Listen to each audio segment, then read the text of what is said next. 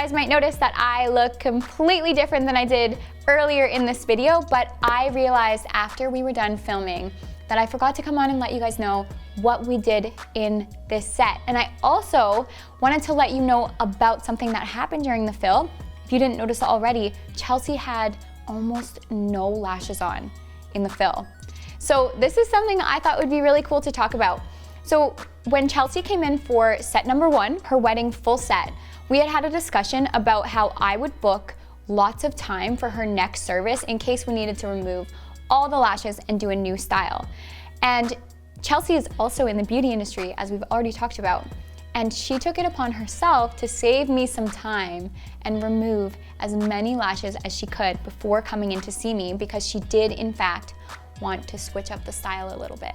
So if this were a regular client who just stumbled in the door and came in with no lashes at a fill, I would definitely view this a little bit differently, but because we had that open communication, I was prepared to have time for a removal and time for a full set. So it worked out great, but I was expecting her to come in here with lashes left over. So anyhow, I just wanted to let you guys know that that is in fact what happened today. And it was nice because we got to redesign the entire set and learn what works well for her wedding day. Now let's talk about the styles. So last week we did shorter lengths. I did up to 13 millimeters for her, and you could see that it looked quite natural, even though up to 13 millimeters, and I used CC curl and would have expected it on most clients to look a little more dramatic than it did. 13 millimeter is like I feel like it's a happy medium. It can look dramatic, it can look natural. I thought it would be noticeable enough on her today, but I wasn't really counting in for how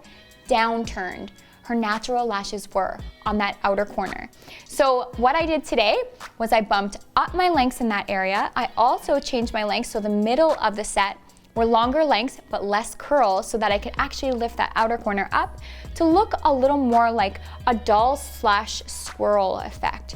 The set ended up looking beautiful. We modified it. We did B curl on the inner corner, C curl in the middle, and CC and D curl on that outer part of the eye. And get this, because her eyes sit so downturned on that outer corner, we decided to leave the last, say, I would say about 2 or 3 millimeters of the eye completely unlashed. I've never done that before, but it actually suited her so well. No matter what, the outer corners, because they do sit quite low and her natural lashes are so downturned, she was finding that she just couldn't stop picking them out there because her bottom lashes were getting intertwined with the extensions and it wasn't doing anything for her set aesthetic. So we wanted to lift the eyes up, did that with the D curl on the outer corner and CC curl, a mix of both for some texture.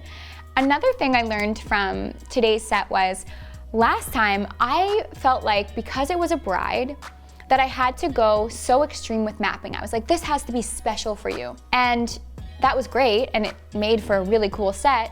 However, she just wants a basic feathered technique. She did not want any kind of fancy lash set. She wanted her lashes to look like they were her own. End of story. So I ended up just feathering lengths throughout. My longest length, like I said, was 14 millimeter, and then I just blended some 13, some 12, some 11s in there for a nice soft texture, and she is so happy with the result. We've found her wedding lashes.